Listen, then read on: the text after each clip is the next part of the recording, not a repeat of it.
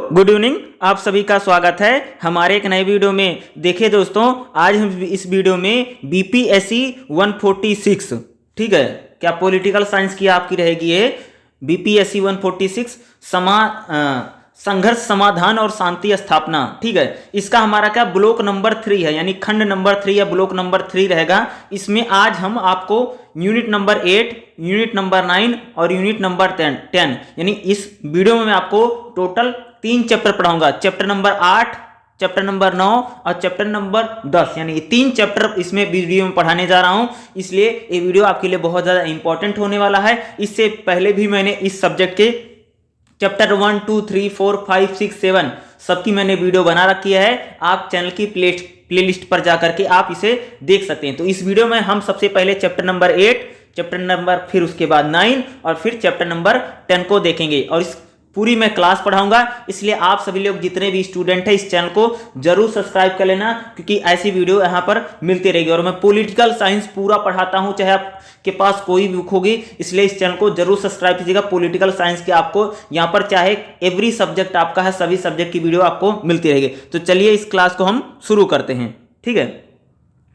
तो सबसे पहले हमारा जो चैप्टर है, मैंने आपको बोला था सबसे पहले हमारा क्या है, चैप्टर नंबर 8 है, ठीक है। यहाँ देखिएगा क्या चैप्टर नंबर 8 है। और इस वीडियो में आपको चैप्टर नंबर 9 और चैप्टर नंबर 10 यानी यूनिट 9 और यूनिट 10 भी पढ़ाऊंगा। तो ये यूनिट नंबर हमारा क्या 8 है। देखिएगा शांति, अर्थ और महत्व, यानी शांति का अर्थ क्या है और इसका महत्व क्या है। तो सबसे पहले इसमें जो हमें पढ़ना पड़ेगा, ठीक है, इसमें देखिएगा शांति का अर्थ, ठीक है, हमें क्योंकि पूछा जा सकता है कि भाई शांति का अर्थ क्या होता है। उसके बाद हम देखेंगे 8.4 देखेंगे सकारात्मक और नकारात्मक शांति क्या होती है, नेगेटिव शांति और पॉजिटिव शांति क्या होती है, ये आपके लिए इंपॉर्टेंट हो सकता है, ठीक है। उसके बाद हम देखेंगे इसमें यह देखिएगा वो 8.7 आपके लिए इंपॉर्टेंट हो सकता है अंतरराष्ट्रीय शांति प्रणाली, यानी शांति कौन कौन सी प्रणाली है अंतरराष्ट्रीय स्तर पर, उसको हम देखेंगे, ठीक है। ये आपके एग्जाम में पूछा जा सकता है। तो इन्हीं 3 पॉइंट को आज हम इस वीडियो में देखेंगे, जो कि आपके वाले एग्जाम के लिए बहुत ज्यादा इंपॉर्टेंट हो सकता है, ठीक है। तो सबसे पहले हम देखेंगे यहाँ पर जो आपका रहेगा, देखिएगा शांति की संकल्पना है। उसके बाद जैसे मैंने आपको बोला शांति का अर्थ देखिएगा 8.3 शांति का अर्थ देखिएगा। शांति के कई आयाम है, भाई शांति जो है कई आयाम है, कई प्रकार की है। इसका मनुष्य और समाज अस्तित्व के प्रत्येक स्तर पर अवस्था में अनुप्रयोग होता है, यानी कह सकते जो शांति है उसका इंसानों के आधार पे और सामाजिक स्तर पर अलग अलग प्रकार से इसके क्या है प्रयोग होता है। किसी धार्मिक व्यक्ति से पूछे कि शांति क्या है, तो अगर मान लीजिए कोई धार्मिक व्यक्ति उससे पूछते शांति क्या है, तो मतलब है कि वह इसे धार्मिक दृष्टिकोण से बताएगा, धार्मिक आधार पर बताएगा भैया शांति क्या है। इसी बात का चित्रण करेगा कि राजनीतिक मनोवैश्यता वास्तव में अंतर्मन में बैठे आध्यात्मिक रुग्णता का लक्षण है। मनुष्य स्वयं दूसरे तथा ईश्वर के साथ भी शांतिपूर्ण स्थिति में नहीं है। एक शांतिवादी अहिंसा पर आधारित समाज के नैतिक संगठन का समर्थन करेगा। यानी कह रहे हैं कि अगर हम एक धार्मिक व्यक्ति से पूछेंगे शांति क्या है, तो वह भैया धार्मिक आधार पर बताएगा, रिलीजन के आधार पर बताएगा भैया शांति होती क्या है, ठीक है। अगर हम धार्मिक व्यक्ति से पूछेंगे, एक मार्क्सवादी के लिए, यानी एक जो मार्क्सवादी विचार वाला व्यक्ति है, उससे अगर हम पूछते शांति क्या है, तो बताएगा शांति पूंजीवाद के झूठे वादे, यानी जो पूंजीवादपति जो होते हैं, पूंजीवाद होता है उसके जो झूठे वादे हैं, और अंतरराष्ट्रीय चीजों में जो वर्ग संघर्ष है इसकी वास्तविकता से जुड़ा हो सकता है। अंतरराष्ट्रीय मामलों के पर्यवेक्षकों के लिए मुख्य रूप से युद्ध या संघर्ष की अनुपस्थिति है।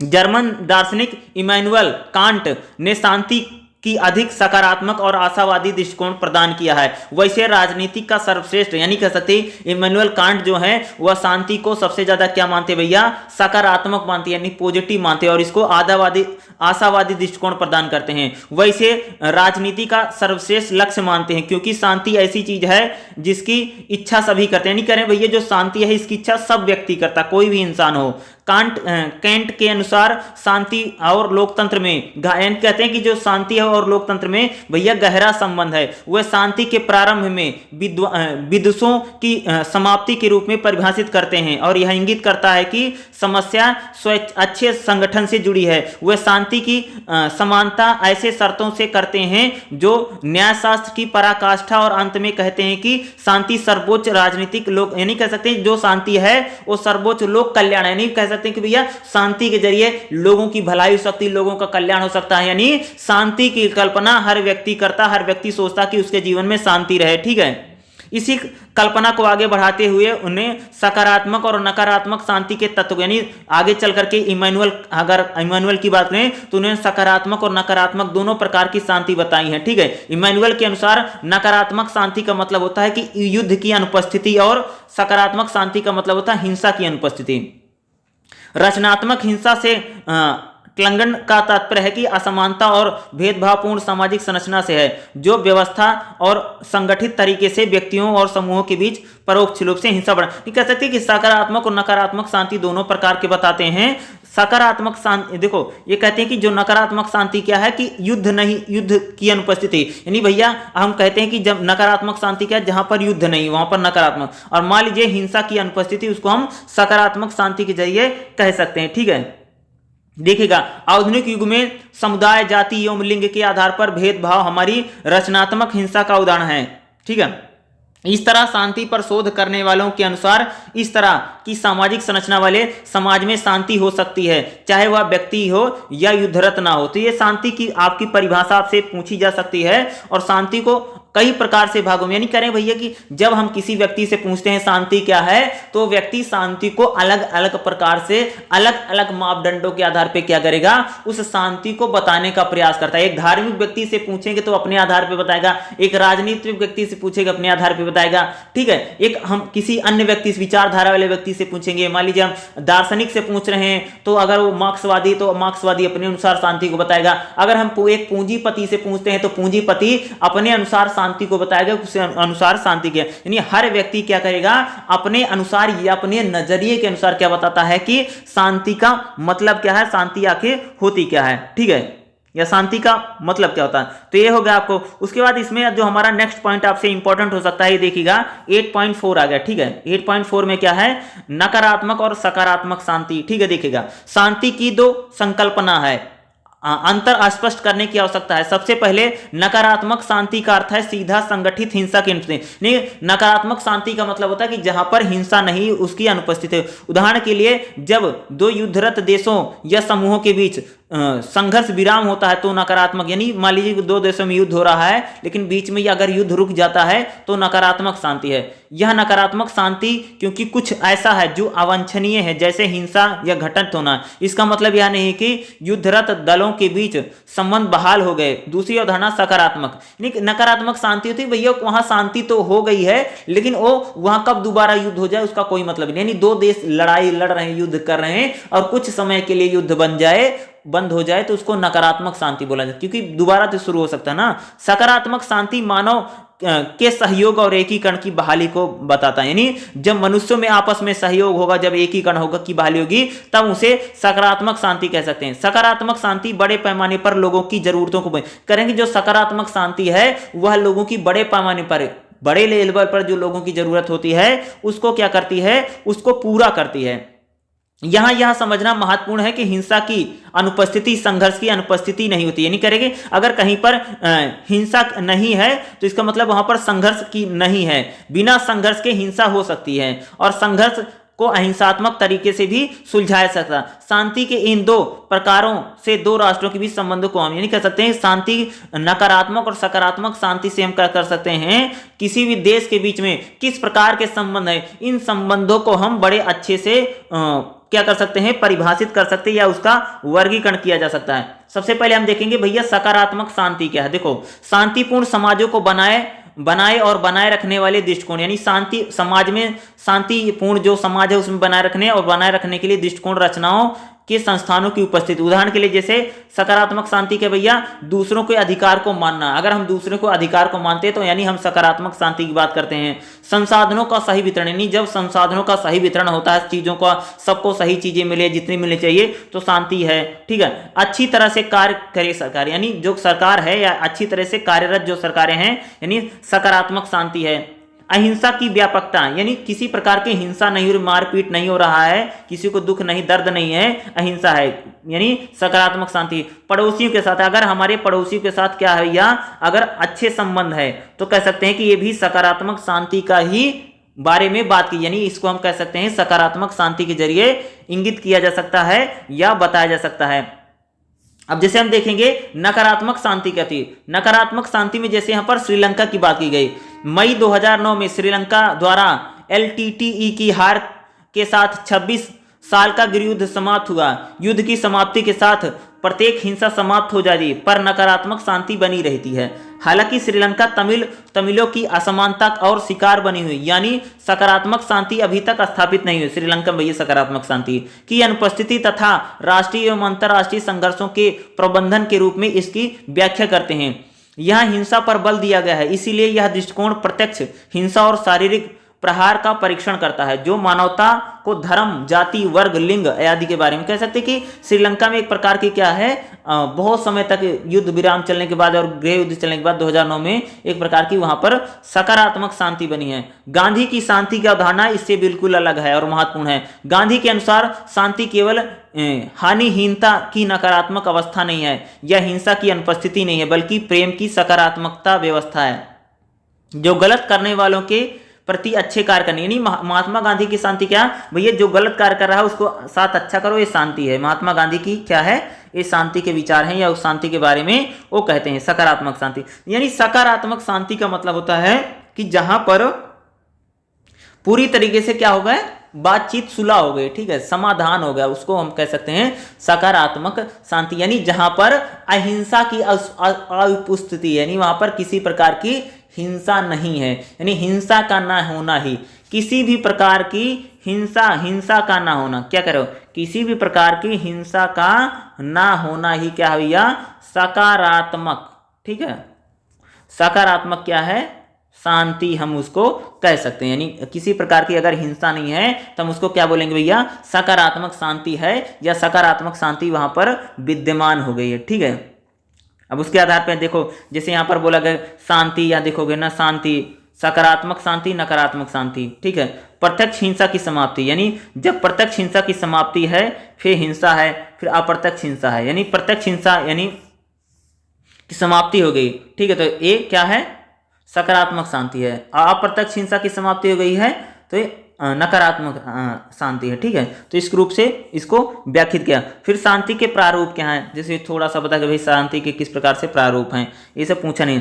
अंतर्राष्ट्रीय शांति परियोजनाओं के बारे में, ठीक है। तो यहाँ पर बताया गया कि जो उप शांति जो परियोजनाएं किस प्रकार से हैं, उप शांति परियोजनाएं, देखो उप अंतर्राष्ट्रीय शांति परियोजना यानी अंतर्राष्ट्रीय में किस प्रकार से शांति की योजना बन रही, योजना की बात की गई। इतना नहीं, लेकिन अगला जो पॉइंट रहेगा वो आपसे बहुत पूछा जा सकता है। यहाँ पर देखिएगा 8.7 आपके लिए इंपॉर्टेंट हो सकता है भाई मेरे, ठीक है। ये आपसे पूछा जा सकता है, क्या पूछेंगे कि अंतर्राष्ट्रीय शांति प्रणालियां क्या हैं, यानी कह सकते हैं भैया इंटरनेशनल शांति प्रणाली कौन कौन सी हैं और कौन कौन सी हैं। तो सबसे पहले हमारी जो रहेगी, ध्यान से देखिएगा, क्या है, शक्ति की वितरण पर आधारित, यानी अंतर्राष्ट्रीय शांति प्रणाली क्या है, शक्ति का वितरण कर दिया है उन्होंने, ठीक है, शांति स्थापित। देखिएगा शांति की अधिकांश सोच इस समस्या पर केंद्रित है कि विश्व में राष्ट्रों के बीच शक्तियों का वितरण श्रेष्ठ तरीके, यानी कहते हैं विश्व में शांति की जो सोच है इसी पर रहती है कि ये जो शक्ति का वितरण है अगर सही से किया जाएगा तो शांति बनी रहेगी, ठीक है। सर्वश्रेष्ठ तरीका कौन सा है, इससे संबंधित सिद्धांत आमतौर पर बल शक्ति की यानी बलशाली शक्ति की तुलना अन्य प्रकार की शक्तियों की उपेक्षा कर देता है। प्रभावित करने की शक्ति को सामान्य अर्थों में शायद ही विचार के योग्य समझा जाता है। यदि हम सैन्य शक्ति की वितरण की इस तरह परंपरा पर ध्यान केंद्रित करते हैं तो शांति के 4 प्रमुख मॉडल, यानी कह सकते हैं शांति के क्या है भैया, 4 प्रमुख मॉडल है। पहला कह सकते हो, पहला मॉडल न्यूनतम असमानता का है, जो इस सिद्धांत पर आधारित है कि यदि शक्ति पर किसी एक राष्ट्र या प्रणाली का अधिकार, यानी कह रही अगर मान लीजिए किसी शक्ति पर या किसी एक राष्ट्र का क्या है अधिकार है तो अंतरराष्ट्रीय प्रणाली अपने रूप में से, यानी कह रहे हैं कि अगर एक आदमी को सारी शक्तियां दे दी जाएं तो शांति बनी रहेगी। एक आता यानी न्यूनतम समरूपता का मॉडल। दूसरा मॉडल क्या है, दूसरा मॉडल अधिकतम समानता पर है। देखो इस विचार पर आधारित है कि कोई भी राष्ट्र या राष्ट्रों का गठबंधन इतना शक्तिशाली नहीं कि वह दूसरों राष्ट्रों या गठबंधन को पराजित कर सके। इसे आमतौर पर शक्ति संतुलन, यानी कह रहे हैं कि दूसरा मॉडल क्या कहता है कि सभी में बराबर बराबर जब शक्तियां बांट दी जाएंगी तब शांति बनेगी। यानी कह रहे हैं भैया 10-15 देश हैं, मान लो कि पूरी दुनिया में 200 देश हैं, ठीक है, तो पूरी दुनिया में जो 200 देश हैं सब में अगर बराबर बराबर शक्तियां रहेगी तो कोई एक दूसरे पर हमला नहीं करेगा। इससे कह सकते हैं कि अधिकतम समानता आधारित रहेगी। ठीक है, तीसरा मॉडल क्या है? तीसरा मॉडल जो कहता है देखिएगा सैन्य शक्ति जो को निम्न स्तर पर स्थापित होने के रूप में देखा, इस संदर्भ में हथियार कम करना। कहता है कि भाई तीसरा मॉडल कहता है कि अगर जो देश हैं सभी देशों के पास बहुत सारे हथियार हैं, ठीक है, सेना है, अगर सेना और हथियारों को अगर हम कम कर देते हैं, हर एक देश की जो सेना है अगर हथियार है उसको हम कर सकते हैं, इससे भी शांति की क्या हो सकती है भैया? स्थापना हो सकती है। तीसरा मॉडल इसको कहता है। ठीक है, ये टोटल इसके 3 मॉडल हैं और तीनों मॉडल इसकी बताते हैं कि किस प्रकार से हम यानी निशस्त्रीकरण की बात करते हैं। ठीक है, तीसरा मॉडल कहता है भाई अस्त्र शस्त्र को कम कर दो, इसकी वकालत करता हुआ हमें नजर आता है। अगला देखिएगा, संघर्षों के संगठन पर आधारित सामान्य प्रकार की दूसरी अंतरराष्ट्रीय शांति योजनाएं संघर्ष के यानी कह सकती है कि दूसरी शांति योजनाएं बताती है कि संघर्षों के गठन पर केंद्रित करती हैं। इसका मूल मॉडल यह आड़ा तिरछा है, यानी कह सकते हैं जो इस विचार पर आधारित है कि एक प्रणाली यदि कई संघर्षों का प्रश्रय देती है तो यह कमजोर नहीं है वरना मजबूत बनती है। शर्त यह है कि ये सभी संघर्ष प्रणाली को ही विभाजित करना न दे। उदाहरण के लिए 2 राष्ट्र किसी एक संघर्ष में सहयोगी हो सकते हैं। उदाहरण के लिए शीत युद्ध के दौरान जैसे पूर्व और पश्चिम, तो वह एक दूसरे संघर्ष, उदाहरण के लिए आमतौर पर अमीर और गरीब राष्ट्र के बीच में, तो एक दूसरे के विरोधी हो सकते हैं। ऐसी कारण वह विरोधी दबाव का सामना कर सकते हैं। परस्पर विरोधी दबाव का प्रभाव कम, यानी कह सकते हैं कि 2 देशों में जब युद्ध होता है तो कुछ लोग या आपस में मिल जाते हैं, ठीक, उनके सपोर्ट में आ जाते हैं, तो इससे भी शांति क्या हो सकती है भैया? संघर्षों के संगठन, यानी अगर किसी प्रकार का संघर्ष हो रहा है तो हम उसमें संगठन बने यानी ग्रुप बना करके, मान लीजिए कहीं पर संघर्ष हो सकता है जिससे अशांति फैल सकती है, अगर मान लो हम देशों का कंट्रियों का अगर हम ग्रुप बना दें, ठीक है, ग्रुप कई सारे ग्रुप बन जाते हैं, तब भी शांति की स्थापना की जा सकती है। ठीक है, अगला क्या देखिएगा, व्यक्तिक निष्ठा के संघर्षों पर आज देखिएगा। इस शांति मॉडल के अनुसार राष्ट्रों के बीच हिंसा की ताकत को कम हो जाती है, यानी कह सकते हैं इस मॉडल बताते हैं कि राष्ट्रों के बीच अगर हिंसा की ताकत कम हो जाती है तब व्यक्ति विभाजित निष्ठा से प्रेरित होगी। यह 2 रूप ले सकती है। सबसे पहले शांति योजना कई राष्ट्रीय निष्ठाओं को जोड़ तोड़ करने का प्रयास करेगी तथा संस्था के रूप में संघर्ष ध्रुवीकरण को बाधित करती है। इसमें विभिन्न देशों के व्यक्तियों के मध्य प्राथमिक, द्वितीयक और संभावित संघर्षों की सीमा रेखा को स्थानगत रूप देने में प्राथमिकता दी जाती है। व्यवहार के लिए अगर मैं इसमें जैसे इसमें कई सुझाव हैं, जैसे कि जिसमें देशों को जैसे मिश्रित विवाह है, सभी प्रकार के बूढ़े बच्चे पेशेवर आदि का आदान प्रदान, नहीं कह रहे कि अगर मान लीजिए कि कई सारे देश हैं अगर उनमें कह सकते हैं कि संघर्ष है तो हम उसको जैसे मान लो कोई विवाह करा दें, एक देश के लोग दूसरे देश से शादी कर लें, विवाह कर लें, आने जाने लग जाएं, इससे भी शांति की स्थापना हो। यानी व्यक्तिगत निष्ठा के संघर्ष पर, यानी मान लीजिए कि हम लोगों से एक प्रकार से जैसे भारत और पाकिस्तान में भाई अशांति है, ठीक है, लेकिन मान लो कि भारत और पाकिस्तान में एक नातीदारी का संबंध, वैवाहिक संबंध स्थापित है भारत और पाकिस्तान के लोगों में, तो जो शांति की स्थापना इस आधार पे भी की जा सकती है। ठीक है, इस योजना को बताया जा रहा है, यानी निष्ठा के, यानी व्यक्तिगत निष्ठा के आधार पे। ठीक है, अगला जो शांति का जो बात बताता है देखिएगा, समरूपता की श्रेणी पर आधार पे राष्ट्रों के बीच समरूपता यानी एक रूपता, यानी एक जैसे हैं तो कह सकते हैं। ठीक है, अर्थात वह सामाजिक और राजनीतिक संरचना में एक दूसरे से इतने समान है तो ऐसी स्थिति में शांति की योजना महत्वपूर्ण कारक हो सकता है। इस अवधारणा पर शांति के 2 मॉडल हैं। न्यूनतम समरूपता, यानी एक राष्ट्र एक दूसरे से अलग होते हैं क्योंकि उनकी मूल्य रचना अलग होती है, इस कारण वह दुर्लभ मूल्यों की स्पर्धा नहीं करेंगे, परंतु वे परस्पर निर्भर न होते हुए भी संपूरकता के आधार पर एक दूसरे से सहभागी जीवन स्थापित कर सकते हैं। दूसरी तरफ अधिकतम समरूपता मॉडल राष्ट्र जितना संभव हो सके सामाजिक और मूल्य रचना में परस्पर समान होते हैं। ऐसी स्थिति आपसी कार्रवाई को समाप्त करने की सुविधा देती है जिससे मूल्यपरक आम सहमति बन सकती है। तो कहेंगे समरूपता का मॉडल बताता है कि जो देश एक जैसे हैं, एक जैसे विचार हैं, एक जैसे भाव हैं, अगर वो लोग आपस में आते हैं तो इस प्रकार से भी कह सकते हैं भैया दुनिया में शांति स्थापना हो सकती है। पूरी वर्ल्ड में हम क्या कर सकते हैं, शांति की बात कर सकते हैं। यानी जो समरूपता, यानी जो देश एक जैसे हैं, एक दूसरे एक जैसे समान हैं, अगर वो लोग आपस में आते हैं तो इससे भी विश्व में क्या हो सकती है भैया, शांति। अगर हम 2 देशों के बीच में, यानी 2 देशों के बीच में अगर भाषा को लेकर को, धर्म को लेकर को, जाति को लेकर के होंगे। अगर इस प्रकार की गलत फहमियाँ हैं, अगर इसको भी हम दूर करने का प्रयास करते हैं तो इससे भी कह सकते हैं कि भैया कि शांति स्थापना हो सकती है। यानी हम गलत फहमियों को दूर करके, यानी मान लो कि दो देशों की एक जैसे हैं लेकिन उनमें बहुत सारी गलत फहमियाँ हैं, मिसअंडरस्टैंडिंग है, तो इन मिसअंडरस्टैंडिंग को भी हम ठीक करके कर सकते हैं। यानी मिसअंडरस्टैंडिंग को भी ठीक करके किया जा सकता है, हम शांति की स्थापना कर सकते हैं, यानी गलत फहमियों को दूर करके भी किया जा सकता है। ठीक है, अगला जो हमारा पॉइंट है देखिएगा, अंतरराष्ट्रीय स्तरीकरण। यानी अंतरराष्ट्रीय स्तर पर अगर सबको हम सम्मान कर दें तो भी शांति स्थापना हो सकती है, वो बता रहा। देखिएगा, हम यह मान सकते हैं कि अंतरराष्ट्रीय स्तरीकरण यानी राष्ट्रों की रैंकिंग में राष्ट्र को उच्च और निम्न स्थान पर कई आयाम है। जैसे कि आकार के आधार पर देश होता है, भैया कोई देश छोटा कोई बड़ा है, कोई आबादी के आधार पर हो सकता है छोटा बड़ा हो सकता है, शक्ति के आधार पर, संसाधन के आधार पर, व्यक्तिगत आय के आधार पर, सांस्कृतिक स्तर और सामाजिक, इस आधार पर जो राष्ट्र होते हैं वो बहुआयामी होते हैं। इनमें श्रेणी संतुलन स्थापित करके, यानी इनमें हम जो राष्ट्र हैं उनमें एक प्रकार से अंतरराष्ट्रीय स्तर पर हम संतुलन स्थापित करके, ठीक है, राष्ट्र आयामों के आधार पर उच्च स्थान पर राष्ट्र और निम्न स्तर पर स्थान राष्ट्र होते हैं, विभाजित करके हम कर सकते हैं।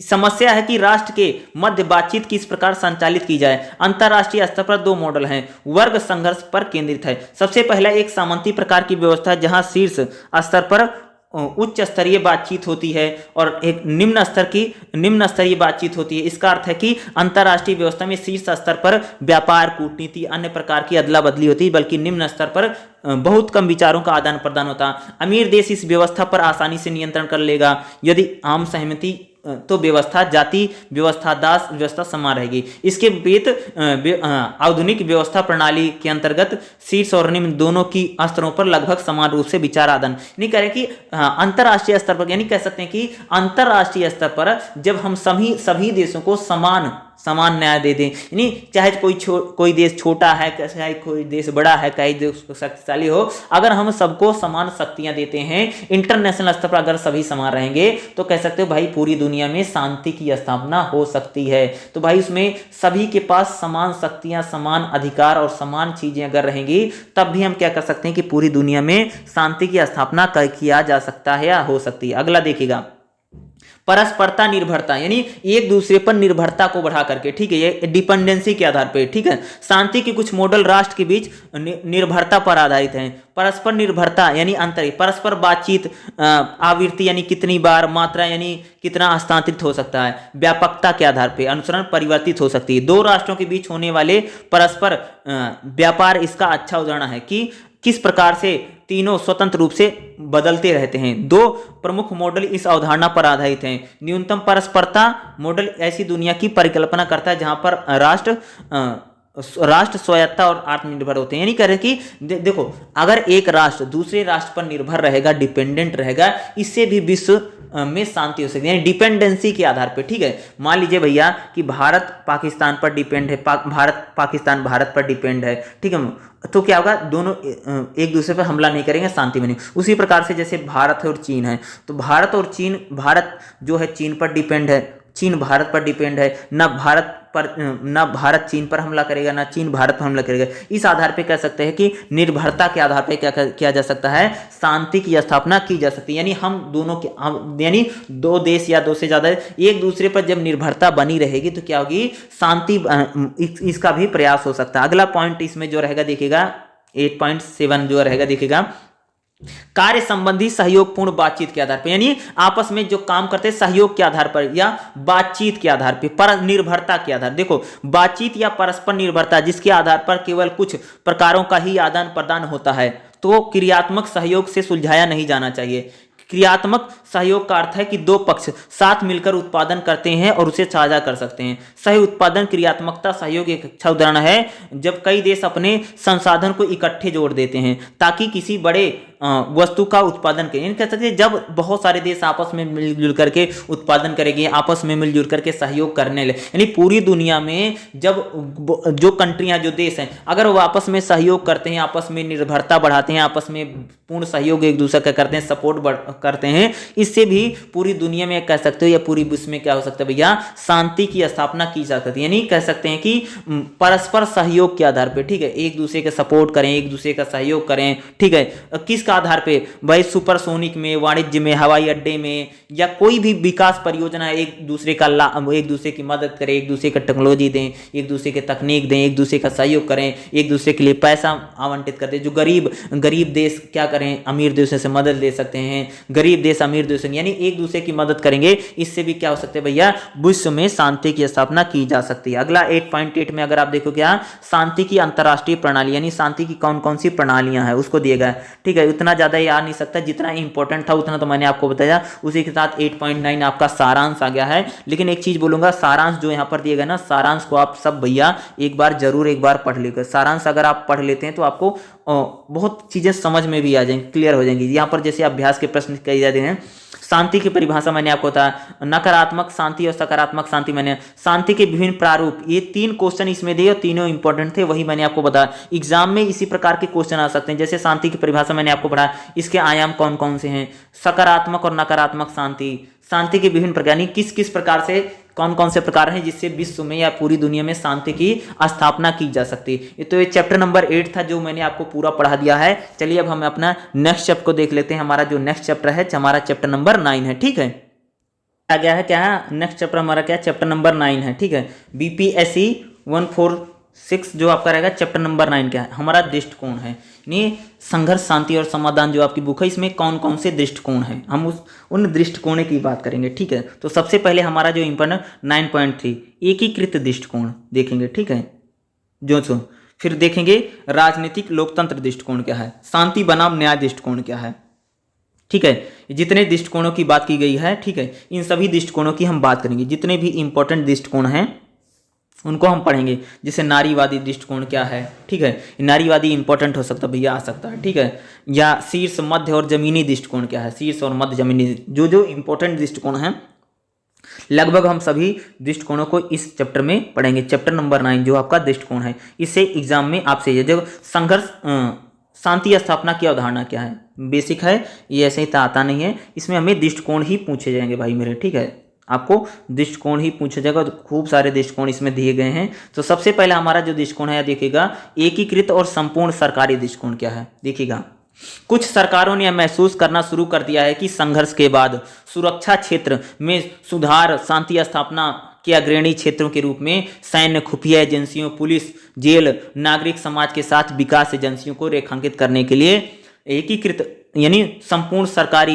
दृष्टिकोण की आवश्यकता है। यह दृष्टिकोण हाल ही में लोकप्रिय हुआ है। इसे ऐसे एक स्थान के रूप में परिभाषित किया गया है जहां सरकार सक्रिय रूप से औपचारिक और अनौपचारिक नेटवर्क का उपयोग करती है, जो विभिन्न एजेंसियों के बीच में शांति स्थापना और सौहार्दपूर्ण डिजाइन क्रियान्वयन करने, कह सकते हैं एकीकृत और संपूर्ण सरकारी दृष्टिकोण। कहते हैं सरकारी दृष्टिकोण बताता है कि हम सरकारी चीजों के जरिए, यानी जो खुफिया एजेंसी है, पुलिस है, जेल है, नागरिक, अन्य जो चीजें हैं, इनके जरिए हम क्या कर सकते हैं, शांति की स्थापना कर सकते हैं। यानी हम सरकारी तामझाम, जो सरकारी डिपार्टमेंट है, पुलिस है, आर्मी है, शासन है, प्रशासन है, इनके जरिए क्या कर सकते हैं भैया, हम शांति की स्थापना कर सकते हैं। यानी सरकार एकीकृत और संपूर्ण सरकारी दृष्टिकोण बताता है कि हम सरकार के सहयोग से, सरकार की मदद से, सरकार की जो एजेंसियां हैं, चाहे खुफिया एजेंसियां हो, चाहे वो पुलिस हो, सैन्य हो, जेल हो, इनके आधार पर हम कह सकते हैं कि समाज में और देश में क्या कर सकते हैं, हम शांति की स्थापना करें। यानी यह सरकारी जो दृष्टिकोण बताता है कि हम सरकार के जरिए, सरकार की मदद लेके, या सरकार की जो एजेंसियां हैं, कोई भी मान लो जैसे इंडिया में जैसे सीबीआई है, ये एनआई है, रो है, दुनिया भर की हमारी जो सरकारी एजेंसियां हैं, इनके आधार पे भी क्या कर सकते हैं भैया,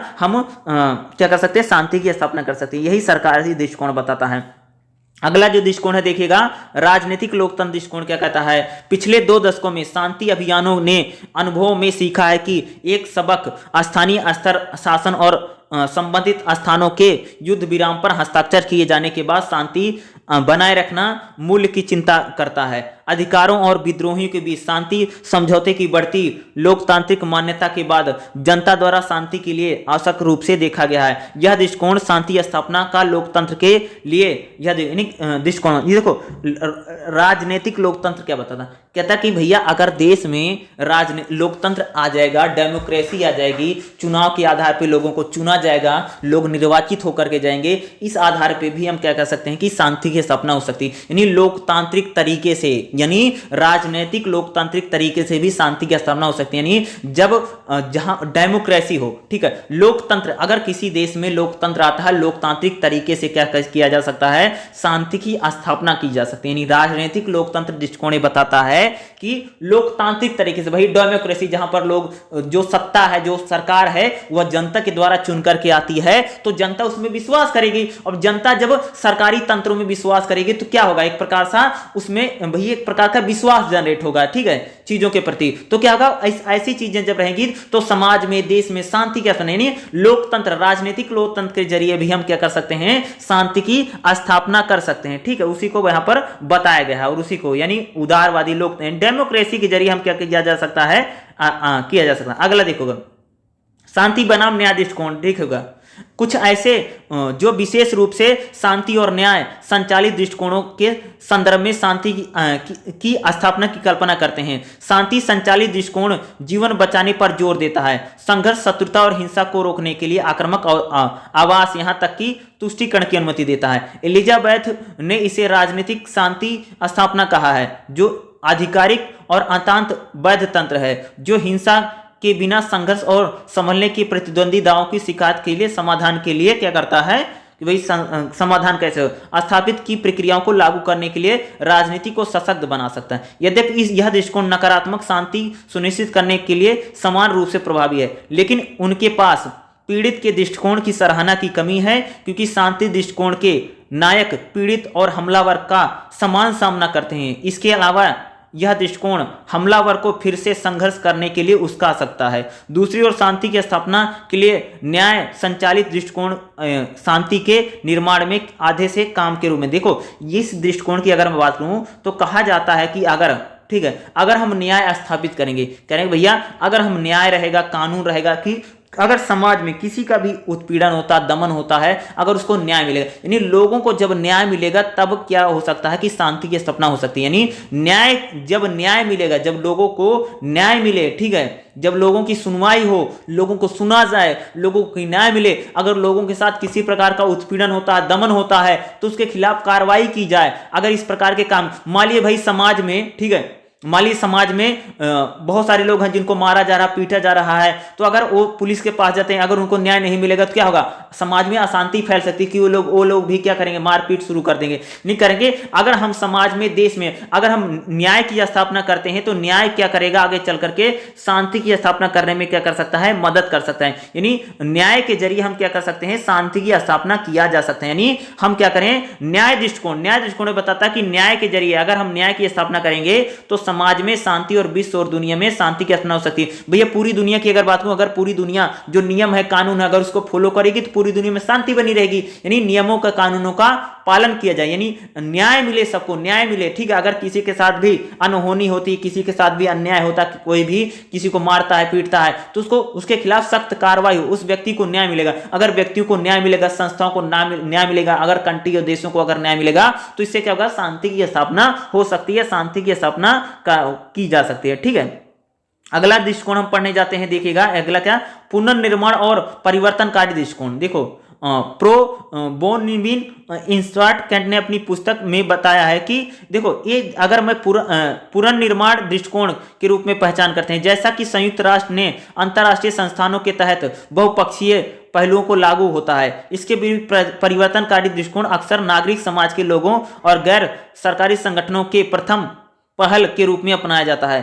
कैंट के अनुसार ये दोनों दृष्टिकोण एक ही सिक्के के दो पहलू हैं और संतुलित करने के लिए एक दूसरे के पूरक है, इसलिए एक पर बहुत अधिक ध्यान देना प्रभावी नहीं है। उदाहरण के लिए पुनर्निर्माण गतिविधियों पर संयुक्त राष्ट्र द्वारा अत्यधिक ध्यान केंद्रित करने से इसकी परिवर्तनकारी क्षमता क्या कम हो। देखो करेंगे पुनर्निर्माण परिवर्तन करें कि अगर हम देखो, अगर किसी प्रकार की हिंसा हो जाए, विश्व में शांति अशांति फैली हुई है, तो अगर हम उसको चेंज कर देते, परिवर्तन कर देते हैं, या हम किसी चीज का पुनर्निर्माण कर सकते हैं, तो इससे क्या हो सकती है कि शांति का अपना पुनर्निर्माण क्या, जैसे मान लीजिए हम सड़क का निर्माण करें, संचार का निर्माण करें, स्वास्थ्य सेवाओं का निर्माण करें, ठीक है, इससे क्या होगा कि एक प्रकार की शांति की स्थापना होगी। अगर मान लीजिए हम क्या करते हैं, सड़क है, संचार है, स्वास्थ्य है, शिक्षा है, अगर हम इसका क्या करेंगे, हम इनकी अगर स्थापना करें तो क्या हो सकती है, इन सब चीजों से क्या सकती है भाई, शांति की स्थापना हो सकती है। ठीक है, इन सब चीजों के जरिए अगर कहीं पर विद्रोह है, लड़ाई है, युद्ध हो रहा है, तो अगर हम उसको रुकवाते हैं तो उसको भी किया जा सकता है, शांति की स्थापना हो सकती है, यानी पूरा निर्माण। यानी अगर निर्माण कार्य होता है, ठीक है, अगर मान लो अस्पताल बन रहा है, सड़क बन रही है, पुल बन रहा है, इस प्रकार के निर्माण कार्य होंगे तो क्या होगा, शांति की स्थापना हो सकती है। अगर मान लो कहीं पर युद्ध है और युद्ध चल रहा है, अगर उसको हम युद्ध को शांत करा दें, रुकवा दें या परिवर्तन करा दें, परिवर्तन चीजों का होता है, तब भी शांति की स्थापना हो सकती है, शांति की स्थापना किया जा सकता है। उसी को यहाँ पर बताया गया। ठीक है, उसके बाद जो हमारा यहाँ पर दिएगा, देखिएगा क्या है, नेक्स्ट क्या है, शीर्ष, मध्य और जमीनी दृष्टिकोण क्या बताता है। देखो, शीर्ष स्तर पर शांति स्थापना में आमतौर पर एक टॉप डाउन दृष्टिकोण शामिल होता है, जिसमें निम्नलिखित विशेषताएं होती है। सबसे पहले इसमें सामान्य रूप से बहु व्याख्यातित और प्रतिभाशाली, अभी तक विलक्षण व्यक्तित्व शामिल होते हैं। ये एक दृश्यमान सामाजिक प्रोफाइल वाले लोग हैं जो शांति संस्थापकों को आदर्श उद्यमी के रूप में काम करते हैं, जो इस मध्यस्थ के रूप में काम करते हैं कि अक्सर प्रमुख शक्तियां, सरकारें, महत्वपूर्ण अंतर्राष्ट्रीय एजेंसियां के साथ पार्टी को लेकर के संघर्ष का मजबूत समर्थन करते हैं। दूसरा, आमतौर पर इन दलों से लेकर के संघर्ष तक का बहुत एक उच्च स्तरीय नेता शामिल होता है और ये शांति निर्माता आमतौर पर दिए गए संघर्ष के इन हाई प्रोफाइल नायक के बीच में संवाद की सुविधा के लिए कार्य करते हैं। इस तरह की बातचीत आमतौर पर कुछ तटस्थ स्थानों पर हाई प्रोफाइल शांति, यानी कह सकते हैं कि इसमें जैसे सौदेबाजी, हाई प्रोफाइल लोग, यानी कह सकते हैं कि हम बड़े स्तर पर बातचीत करके हम शांति की स्थापना कर सकते हैं। भाई बड़े अंतर्राष्ट्रीय स्तर पर मान लीजिए, हम मीडियम आधार पे, ठीक है, कंट्री के आधार पे हम शांति करना है। हम जमीनी स्तर पर सामान्य यानी ग्राउंड लेवल पर जाकर के क्या कर सकते हैं, शांति, यानी तीनों स्तरों पर, भाई उच्च लेवल पर, अंतर्राष्ट्रीय स्तर पर, ठीक है, मध्य स्तर यानी कंट्री के लेवल के आधार पे, और जमीनी यानी ग्राउंड लेवल पर भी जाकर के बातचीत के जरिए क्या कर सकते हैं, इसके जरिए भी शांति की स्थापना हो सकती है। इन चीजों, सारी चीजों के आधार पे की जा सकती है। ठीक है, सामाजिक नागरिक समाज और परिवर्तनकारी, देखो नागरिक समाज की स्थापना करके और परिवर्तन को ला करके, परिवर्तनकारी दृष्टिकोण को अपना करके भी क्या की जा सकती है, इसको शांति की स्थापना की जा सकती है। बट इतना ज्यादा इंपॉर्टेंट नहीं आ सकता है। नारीवादी दृष्टिकोण, ये इंपॉर्टेंट हो सकता है। 9.9 देखिएगा भैया, नारीवादी दृष्टिकोण क्या, देखो पिछले कुछ दशकों में संघर्ष और शांति के क्षेत्रों में नारीवादी सहभागिता ने महिलाओं के दैनिक संघर्षों को, शांति के अनुभवों को सामने लाया है, जो पुरुषों से अलग है और पहले से हाशिए पर पड़ी नारीवादी और महिलाओं के दृष्टिकोणों को शामिल करता है, उन्हें शांति स्थापना के लिए, यानी महिलाओं की अगर जो महिलाएं अगर इसमें आती हैं तो शांति स्थापना हो सकती है। यह मान्यता बढ़ रही है कि औपचारिक संघर्ष विराम और वार्ता शुरू करने से बहुत पहले जमीनों पर महिला शांति बहाल करने, हिंसा को समाप्त करने के लिए सामुदायिक स्तर पर शांति संवाद शुरू करने, शांति गांव बनाने औपचारिक कदम उठा रहे हैं। यानी कह सकते कि जो महिलाएं हैं वह शांति बनाने में, समाज में, गांव में, देश में, इंटरनेशनल पर जो महिलाएं हैं वह क्या कर रही हैं कि औपचारिक रूप से बहुत सारे कदम ताकि शांति की स्थापना हो सके, महिलाएं कर रही हैं। ठीक है, हालांकि औपचारिक शांति स्थापना और संघर्ष माध्यम पहल लिंग के मुद्दों को अनदेखा और हाशिए पर रखने के लिए जारी है और औपचारिक मिशनों और बातचीत में महिलाओं की भागीदारी कम है। इसके मूल में नारीवादी दृष्टिकोण युद्ध को एक उच्च सैनिकृत पितृसत्ता के रूप में मानता है, जो पुरुषों के बीच लड़ी जाती है, जो नियम बनाते हैं, तय करते हैं कि कब और क्यों और कैसे लड़े जाने हैं। युद्ध में मर्दांगी के सैन्य धारणा और सुदृढ़ किया है, जिसका महिलाओं पर हानिकारक प्रभाव पड़ा है। अक्सर जब संघर्ष की हिंसा समाप्त हो जाती है तो संघर्ष विराम समझौते पर हस्ताक्षर किए जाते हैं, तो हिंसा घरों और समुदायों के अंदर उभरती है। उदाहरण के लिए संघर्ष के बाद के समाज में घरेलू हिंसा कई गुना बढ़ जाती है, क्योंकि पुरुष संघर्ष के क्रूर अनुभव से लौटते हैं। नारीवादियों ने शांति स्थापना को लैंगिक रूप से देखा है, जिनका अर्थ है कि शांति की धारणा और शांति के दृष्टिकोण में संघर्षों में पुरुषों और महिलाओं के विभिन्न अनुभवों के आधार पर भिन्न होते हैं। ठीक है, एक नारीवादी दृष्टिकोण लैंगिक समानता के लिए चिंता करता है, व्यक्तिगत पहचान और संघर्ष विषमता के सवालों को सुलझाता है और सकारात्मक शांति की धारणाओं के साथ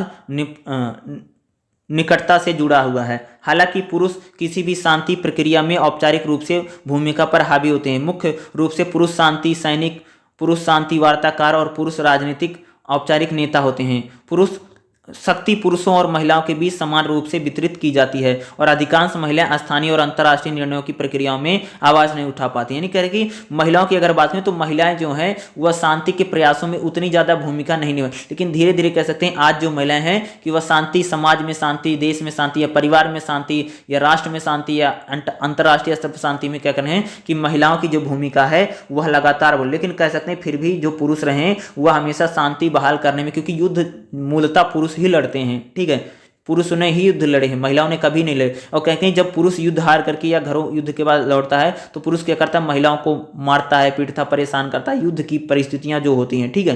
तो वही कही जा रही है कि महिलाएं जो है उनकी भूमिका बहुत कम रही शांति प्रयास में, क्योंकि वह तो कभी भी युद्धों को तो महिलाओं ने शुरू ही नहीं किया। भाई महिला थोड़ी कभी युद्ध शुरू करती, बड़ी बड़ी लड़ाई कौन, पुरुषों ने तो लड़ा है, महिला थोड़ी लड़ी है, ठीक है। तो वही कह रहे हैं कि वही की जाए, लेकिन आज बात करें कि महिलाएं जो है वो शांति स्थापना कर पाएंगी, उसमें उनको इतना ज़्यादा निपुण नहीं माना जाता है। लेकिन मौजूदा समय अगर बात करूं तो महिलाएं शांति स्थापना करने में और शांति को स्थापित करने में एक बड़ी भूमिकाएं निभा रही हैं। उसके बाद आपका रहेगा 9.10 अगर 9.10 है, सारांश आ गया है, ठीक है। और इसके साथ ये चैप्टर आपका खत्म हो गया। तो यहाँ पर देखिएगा सारांश में यहाँ से देखिएगा भैया, यहाँ से लेकर के, ठीक है, जितना दिया गया है, ठीक है, यहाँ तक एक बार अगर आप पढ़ लेंगे तो आपको इस चैप्टर अच्छे से समझ में आ जाएगा कि इस चैप्टर में क्या दिया गया है और क्या क्या चीज़ें बताई गई हैं, ठीक है। उसके बाद चलते हैं, आपको हम नेक्स्ट चैप्टर करवा देता हूँ। इसका जो रहेगा चैप्टर नंबर 10 रहेगा, ठीक है। लास्ट चैप्टर मैंने आपको इस वीडियो में चैप्टर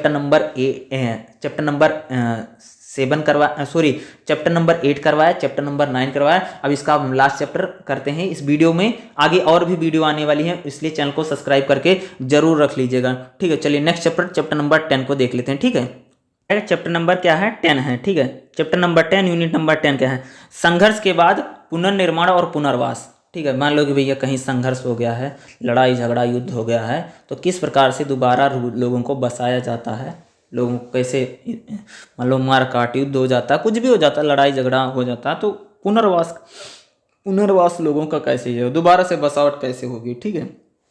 तो उसके बाद किया गया है, तो इसमें 10.2 में देखिएगा क्या है, संघर्ष के बाद पुनर्वास और पुनर्निर्माण की परिभाषा, ठीक है। इसकी परिभाषा क्या है उसको देखेंगे, ये आपसे पूछा जा सकता है, ठीक है। उसके बाद कार्यकर्ता और हितधारक क्या होते हैं, ठीक है, कार्यकर्ता और हितधारक। उसके बाद हमारा 10.4 रहेगा, ठीक है, संघर्ष के बाद कोष और विश्व बैंक की भूमिका, यानी जब संघर्ष हो जाता है तो किस प्रकार जो विश्व बैंक है वो पैसे की मदद करता है, ठीक है। एशियाई बैंक कैसे मदद करता है, अफ्रीका, मान लो कहीं पर भैया संघर्ष हो गया है तो लोगों को पुनर्वास हो, उसके लिए जो बड़े बड़े बैंक है वो क्या करते हैं, पैसे देते हैं, लोन देते हैं, तो किस प्रकार से देते हैं, ठीक है।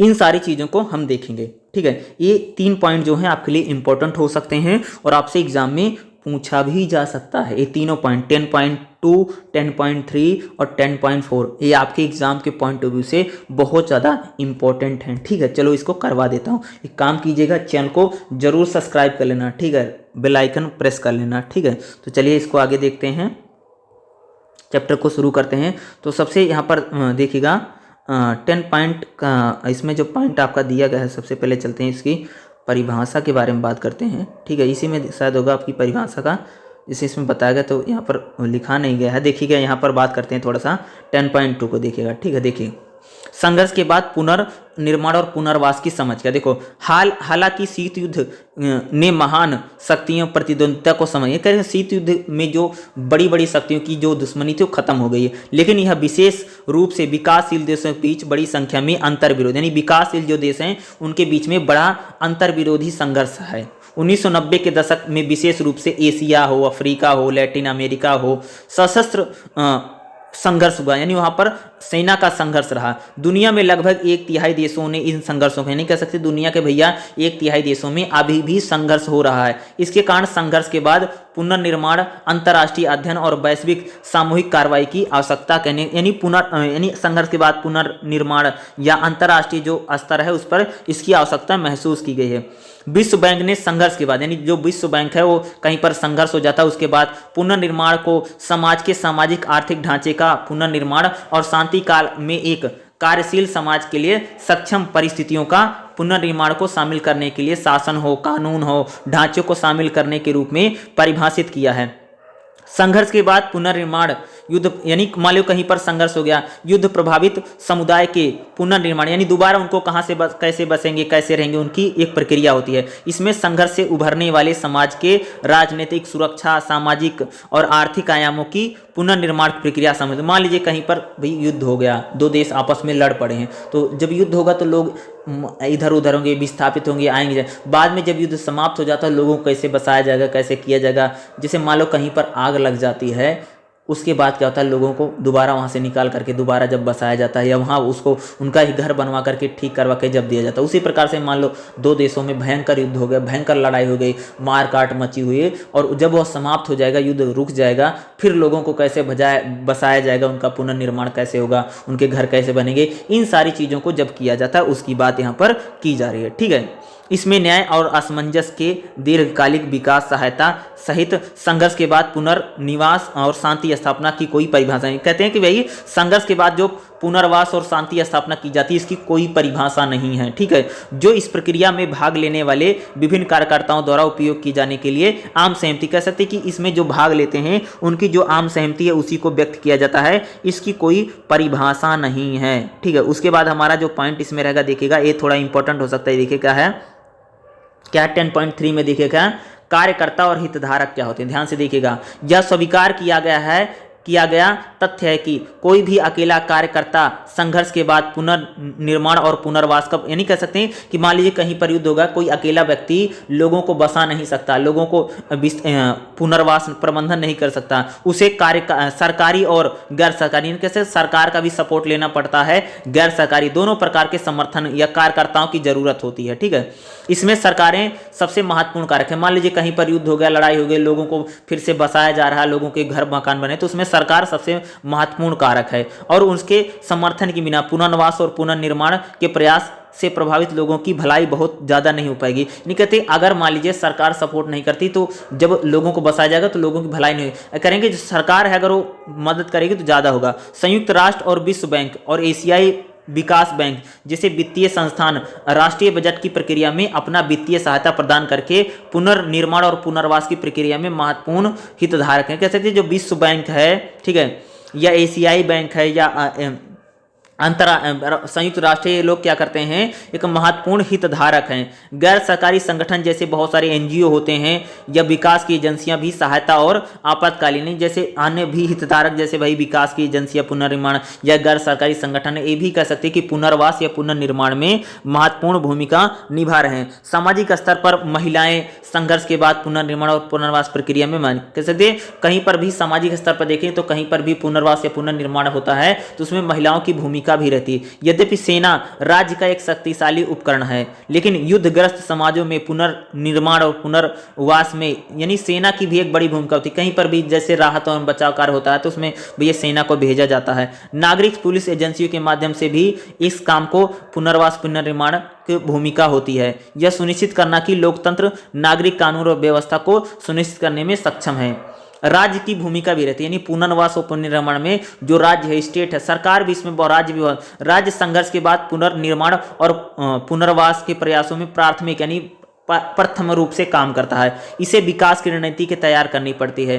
चालक की सीट पर होना चाहिए। सरकार को व्यापक आर्थिक स्थिरता को बहाल करने में, मुद्रास्फीति को कम करने के लिए आर्थिक सुधार करने चाहिए। ठीक है, नहीं कह सकते ये सारी चीजें क्या करते हैं, ये सारी जितनी भी चीजें का मैंने नाम लिया तो क्या होती है, पुनर्वास और पुनर्निर्माण कैसे क्या करते हैं, इनकी बड़ी भूमिका होती है। और पुनर्वास और पुनर्निर्माण में ये बहुत ज्यादा मदद करते हैं भैया। ठीक है, सबसे ज्यादा पहले वहां की सरकार या सरकार की जो एजेंसियां हैं, ठीक है, या विश्व बैंक है, एशियाई बैंक है, यूएनओ है, यूनाइटेड नेशन है, ये कहीं पर भी युद्ध के बाद जब स्थितियां सही होती है तो वहाँ पर पुनर्वास और पुनर्निर्माण में इनकी बहुत ज़्यादा मदद होती। वहाँ की सेना है, वहाँ के लोग हैं, महिलाएं हैं, वहाँ का राज्य है, सरकार है, गैर सरकारी संगठन है, ये सारे क्या करते हैं, पुनर्वास और पुनर्निर्माण में क्या करते हैं भाई मेरे, इनकी भूमिका बहुत ही ज़्यादा क्या रहती है, बहुत ही ज़्यादा इनकी भूमिका हमें दिखाई देती है या देखने को मिलते हैं। ये क्या करते हैं, पुनर्वास और पुनर्निर्माण में एक महत्वपूर्ण भूमिका निभाते हैं।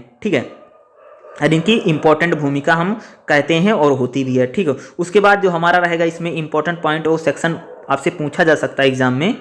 ठीक है, उस पॉइंट पर चलते हैं आपको लेकर के, ठीक है, जो एग्जाम में आ सकता है, ठीक है, उसके 10.4 है, ठीक है। 10.4 में देखिएगा क्या है, आपसे पूछा जा सकता है, देखिएगा, ठीक है। देखिए 10.4 क्या है, संघर्ष के बाद वित्त और विश्व बैंक, यानी विश्व बैंक जो है, ठीक है, एशियाई बैंक है या अफ्रीका विकास बैंक है, एक किस प्रकार की भूमिका निभाता है पुनर्वास और पुनर्निर्माण में, ठीक है। देखिएगा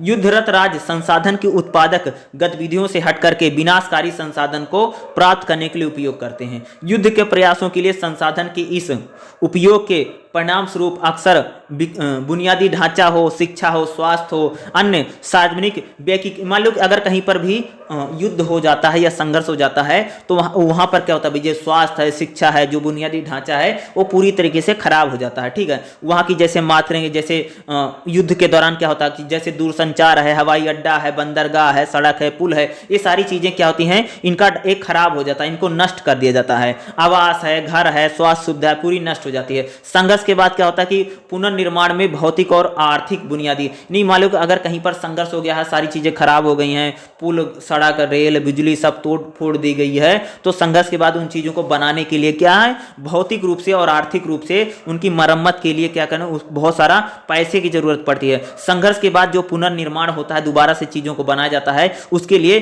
फंड मोटे तौर से बहुत पैसा चाहिए और दीर्घकालिक विकास के लिए इनको विभाजित भी किया जाता है, जिसमें धन की जरूरत पड़ती है, भाई बहुत ज्यादा पैसा लगता है, ठीक है। संघर्ष की स्थिति में एक तत्कालिक आधार पे संघर्षग्रस्त देश की बड़ी मात्रा में सहायता, यानी कह सकते हैं कि जिस भी देशों में इस प्रकार का संघर्ष होता है, संघर्षग्रस्त देश होता है, इसकी सहायता आवश्यक होती है। दीर्घकालिक विकास निधि में कुछ समय के बाद, देखो द्वितीय विश्व युद्ध के बाद बढ़ते हैं, जैसे विश्व बैंक की स्थापना, सेकंड वर्ल्ड वॉर के बाद क्या हुआ है, विश्व बैंक की स्थापना की गई है। ये क्या करता है, देशों में पुनर्निर्माण और गतिविधियों के लिए की गई है और तब तक संघर्ष के बाद पुनर्निर्माण के मामलों में सबसे आगे है। शुरुआती समय में इसने वित्तीय सहायताएं, नहीं कह सकते कि अगर किसी देश में संघर्ष हो जाता है, दोबारा चीजों को बनाया जाता है या ठीक किया जाता है, तो जो विश्व बैंक है क्या करता है, इसमें मदद करता है, सबसे ज्यादा क्या करेगा, इसमें मदद करेगा, इसमें पैसा देगा, ठीक है।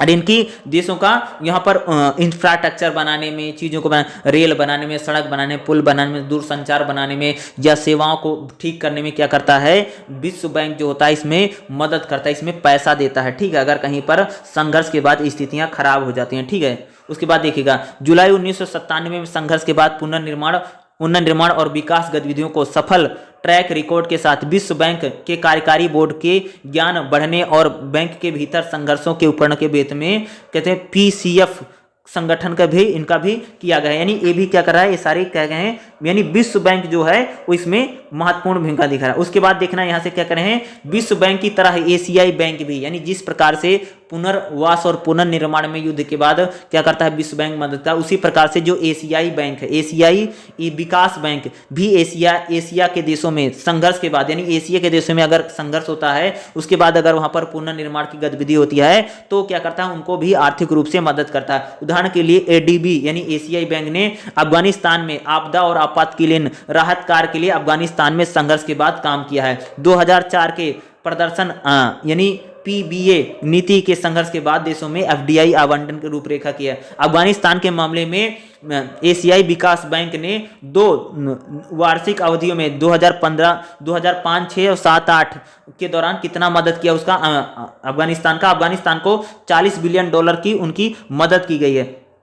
अफ्रीका विकास बैंक भी अगर बात करें, वो भी युद्ध में, यानी अफ्रीका विकास बैंक का वो भी युद्ध के बाद देशों की सहायता करने के लिए बनाया गया, जिसका उद्देश्य सामाजिक आर्थिक विकास और क्षेत्रीय देशों में गरीबी से लड़ना है। बैंक ने संघर्ष के बाद देशों में बर्बाद हुए देशों के सामने आने वाली चुनौतियों को सामना करने के लिए बुनियादी सेवा को प्रदर्शन करता है और आर्थिक गतिविधियों को फिर से शुरू करने के लिए क्या कहते हैं, इनकी मान्यता दी है।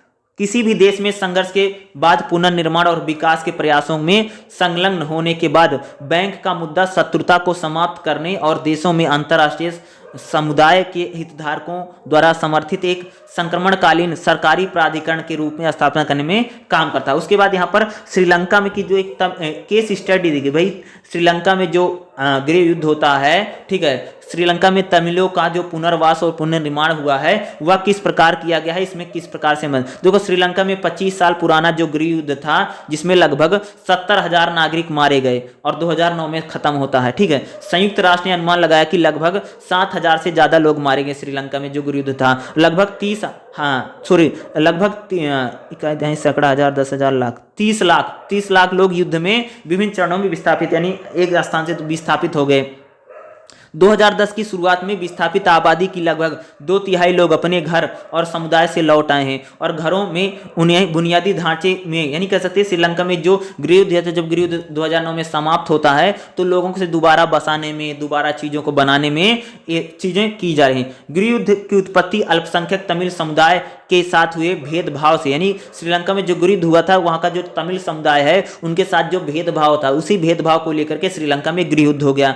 जो गृह युद्ध के दौरान तमिल बहुल क्षेत्रों के उत्तर और देशों के हिस्से में देश में प्रांतीय स्तर पर नियंत्रण में पूर्ण स्वायत्ता चाहते थे। ठीक है, तमिलों में एक प्रकार का युद्ध। हालांकि युद्ध समाप्ति के साथ ही श्रीलंका सरकार ने यह सुनिश्चित किया है कि बड़ी चुनौतियों का सामना करना पड़ा। लगभग 2.5 लाख से अधिक आंतरिक रूप से विस्थापित लोगों के लिए परिस्थितियां अनुकूल हो गई और अपने घरों में वापस जाने की इच्छा रखते हैं। श्रीलंका के उत्तरी और पूर्वी हिस्से में बुनियादी ढांचा जैसे सड़क, भाई वहां पर जब युद्ध चला तो सारी चीजें खराब थी। अब श्रीलंका में बुनियादी ढांचा किया जा रहा है, जैसे सड़क है, अस्पताल है, घर है, चर्च है, मंदिर है, स्कूल है, इन चीजों की बनाने की आवश्यकता महसूस की गई और इनका भी काम किया जा रहा। श्रीलंका के जो राष्ट्रपति थे राजपक्षे ने कई आश्वासन और प्रतिबद्धताएं व्यक्त की है और कहा है कि आईडीपी की सुरक्षा और कुछ पहलू हैं जिन्होंने सरकार के नियंत्रण क्षेत्र में आईडीपी के बीच एलटीटीई घुसपैठियों की संभावित उपस्थिति के मद्देनजर ध्यान रखा है। जब स्थिति में सुधार होता है, खासकर सुरक्षा के संबंध में, ऐसे संगठनों से सहायता के लिए कोई आपत्ति नहीं होगी। वास्तव में आईडीपी की भलाई और पुनर्वास और निर्माण की जरूरतों में रुचि रखते हैं। ठीक है, यानी श्रीलंका में जिस प्रकार से कह सकते हैं कि घरेलू युद्ध हुआ या जो गृह युद्ध हुआ था उसके बाद श्रीलंका में भवन बनाने में, पुल बनाने में, सड़क बनाने में, स्वास्थ्य, बिजली सेवा, संचार में, इनमें जो अंतर्राष्ट्रीय जो बैंक है उनकी मदद किस प्रकार उन बैंकों ने मदद की है ताकि श्रीलंका में दोबारा से वहाँ का जो इंफ्रास्ट्रक्चर है, वहाँ की जो सुविधाएं हैं उनको दोबारा से वहाँ पर बहाल किया जा सके। ये सारी चीजें वहाँ पर श्रीलंका में भी की गई। उसके बाद यहाँ पर देखोगे आपका क्या 10.6 आ गया, इसके साथ भाई सारांश आ गया। उसी के साथ आपका जो चैप्टर है, चैप्टर नंबर जो 10 था वो समाप्त हो गया है और ये पूरा ब्लॉक, ठीक है, इस ब्लॉक में मैंने आपको अगर देखोगे तो मैंने आपको चैप्टर नंबर 8, चैप्टर नंबर 9 और चैप्टर नंबर 10 यानी इन तीनों चैप्टरों को मैंने आपको पढ़ाया है। चैप्टर 8, 9, 10 इस वीडियो मैंने आपको पढ़ाया है और अगली वीडियो भी आपको बहुत जल्द मिलने वाली है, इसलिए चैनल को जरूर सब्सक्राइब कर लेना और आपके जो और फ्रेंड हैं, जो मित्र हैं, उनको भी बताया करो कि मैं लगातार क्लास करवाता हूं और भी लोगों को इन्फॉर्मेशन जरूर देना कि मैं लगातार इस सब्जेक्ट की मैं आपको क्लास करवा रहा हूँ और ईजी लैंग्वेज में जितना भी मैं ईजी और जितना भी शॉर्ट तरीके से और जल्दी बता सकता हूँ उतना मैं बताने का प्रयास करता हूँ। और ये क्लास आपको कैसे लगती है कमेंट करके जरूर बताइएगा। वीडियो को देखने के लिए आप सभी का बहुत बहुत धन्यवाद। अगली वीडियो भी बहुत जल्द आने वाली है, इसलिए चैनल को जरूर सब्सक्राइब करके रख लेना। Thank you so much. जय हिंद, जय भारत। आप सभी की एग्जाम के लिए बेस्ट ऑफ लक। ठीक है।